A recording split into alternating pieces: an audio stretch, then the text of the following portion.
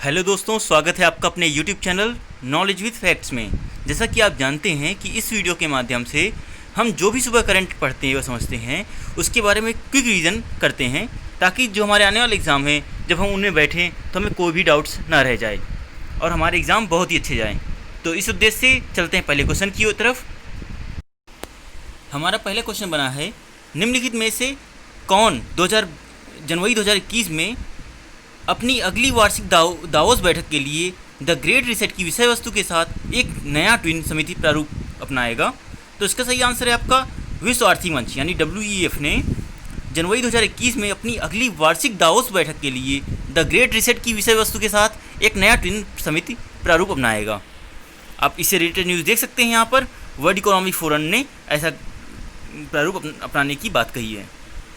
WEF के मुख्यालय की बात करें तो कोलोन स्विट्जरलैंड में स्थित है। नेक्स्ट क्वेश्चन बना है आपका, रिजर्व बैंक द्वारा जारी एक सर्वेक्षण के अनुसार भारतीय अर्थव्यवस्था वित्त वर्ष फाइनेंशियल ईयर 21 में कितने फीसदी तक संकुचन कर सकती है? तो इसका सही आंसर है आपका 1.5। तो रिजर्व बैंक द्वारा जारी एक सर्वेक्षण हुआ है, उसके अनुसार जो भारतीय अर्थव्यवस्था है वो फाइनेंशियल ईयर 21 में 1.5% तक संकुचन कर सकती है।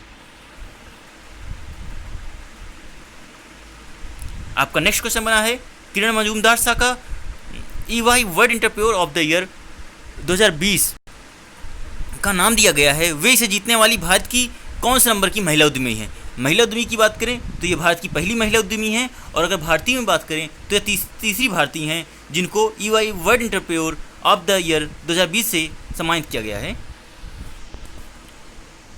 आपका नेक्स्ट क्वेश्चन बना है, सेबी ने अपने कमोडिटी डेरिवेटिव सलाहकार समिति जो CDEC के नाम से जाना जाता है का फिर से गठन किया है। समिति में कितने सदस्य होंगी? तो इसका सही आंसर है आपका 17 सदस्य। सेबी ने जो अपने कमोडिटी डेरिवेटिव सलाहकार की समिति की घोषणा की है उसमें 17 सदस्य होंगे। आपका नेक्स्ट क्वेश्चन बना है, जून 2020 में किस राज्य ने एक समझौता ज्ञापन निगरानी प्रणाली शुरू की? तो इसका सही आंसर है आपका उत्तर प्रदेश राज्य ने एक समझौता ज्ञापन निगरानी प्रणाली शुरू की।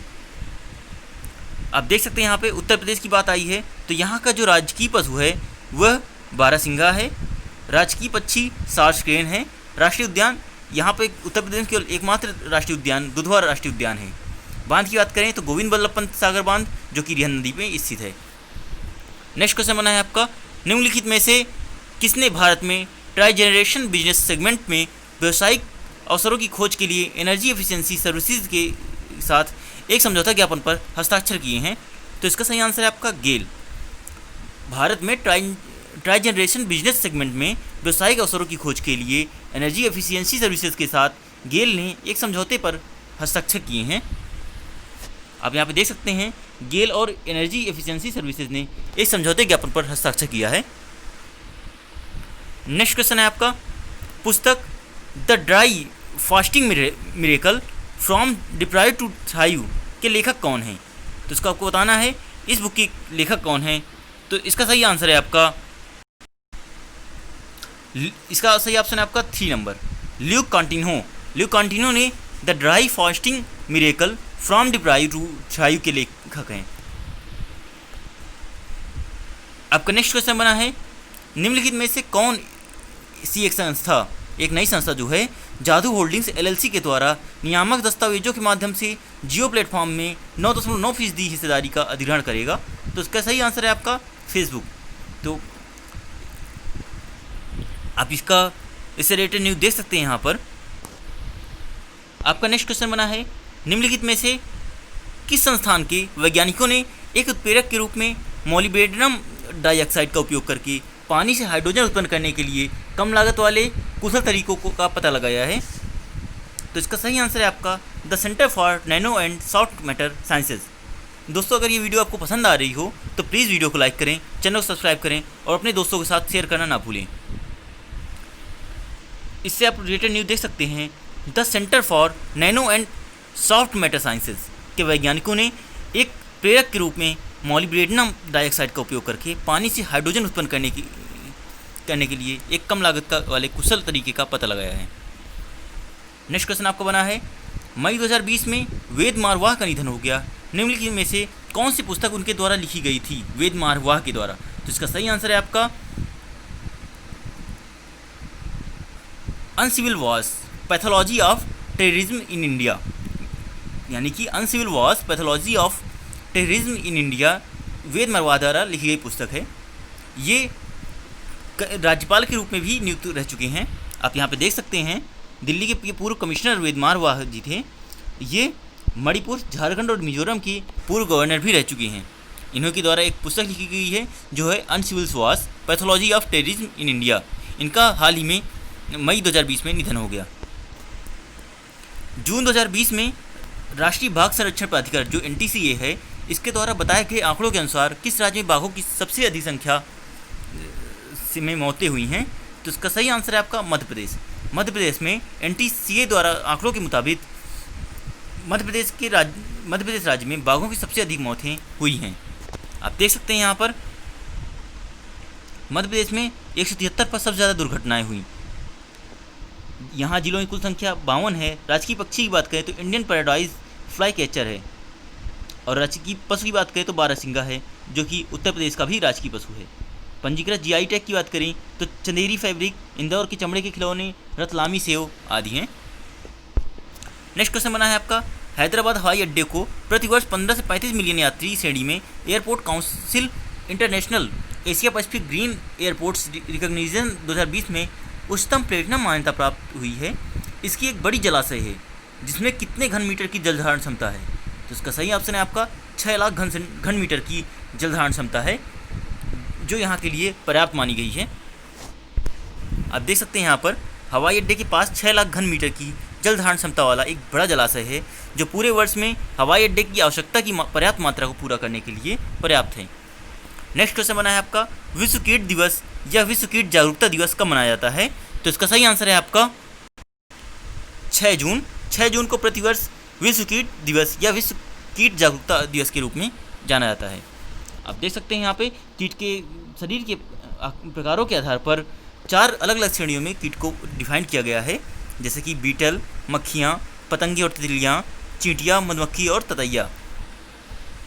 नेक्स्ट क्वेश्चन बना है आपका, international day for fight against illegal unreported और अनरेगुलेटेड फिशिंग या IUU फिशिंग कब मनाया जाता है? तो इसका सही आंसर है आपका 5 जून। यह 5 जून को प्रतिवर्ष मनाया जाता है। यह जीवित रहने के लिए संघर्ष कर रही मछलियों की किस्मों के लिए समस्या का कारण बनता है, जिस कारण से यह IUU मत्स्य ग्रहण पानी के लगभग सभी निकायों में होता है। रियाज शेख का जून 2020 में निधन हो गया। निम्नलिखित में से वह किस क्षेत्र से संबंधित थे? तो ये क्रिकेटर थे जो कि एक प्रोफेशनल खिलाड़ी थे। इनका हाल ही में निधन हो गया, जो पाकिस्तान से बिलोंग करते थे। इनका कोरोना वायरस से चलते मृत्यु हो गई इनकी, और ये पाकिस्तान के दूसरे पेशेवर खिलाड़ी बन गए कोरोना वायरस से मरने वाले। नेक्स्ट क्वेश्चन बना है आपका, जून 2020 में कोरोना वायरस के कारण अनिल सूरी जी का निधन हो गया। वे निम्नलिखित में से किस क्षेत्र से संबंधित थे? तो एक फिल्म निर्माण क्षेत्र से संबंधित थे। तो ये बड़ी दुख की घटना है कि उनको लीलावती और हिंदुजा जैसे हॉस्पिटल में ले जाया गया था, लेकिन दोनों ने बेड देने से मना कर दिया। नेक्स्ट क्वेश्चन बना है आपका, रूपर्ट हाइन का जून 2020 में निधन हो गया। वे निम्नलिखित में से किस क्षेत्र से संबंधित थे? तो इसका सही आंसर है वे निर्माण और गीत लेखन दोनों संबंधित थे, अतः इसका सही आंसर हो जाएगा ऑप्शन नंबर 4।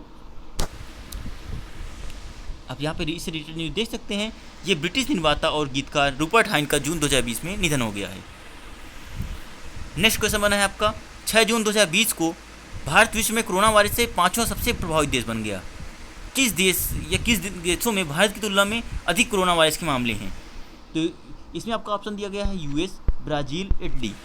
तो दोस्तों आपको बताना है इन तीनों में है या इन दो केवल US ब्राज़ील में है या इन तीनों में एक साथ है? तो इसका सही आंसर है US और ब्राज़ील में भारत से ज़्यादा मामले हैं, यानी कि ऑप्शन नंबर 4 इसका सही है। आप देख सकते हैं यहाँ पर US, ब्राज़ील, रूस, स्पेन और UK में ही भारत की तुलना में अधिक कोरोना वायरस मामले हैं।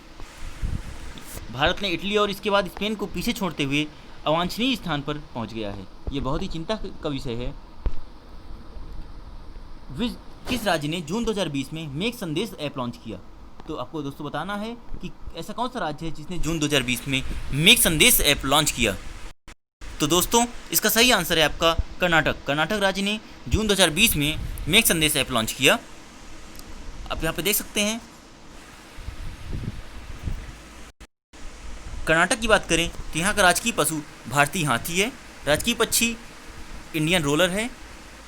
राष्ट्रीय उद्यान की बात करें तो आंसी राष्ट्रीय उद्यान, बांदीपुर राष्ट्रीय उद्यान, बन्नेरघट्टा राष्ट्रीय उद्यान, कुद्रेमुख राष्ट्रीय उद्यान, राजीव गांधी या नागरहोल राष्ट्रीय उद्यान प्रमुख हैं। तो दोस्तों अगर ये वीडियो आपको पसंद आई हो तो प्लीज़ वीडियो को लाइक करें, चैनल को सब्सक्राइब करें और अपने दोस्तों के साथ इस वीडियो को शेयर करना ना भूलें।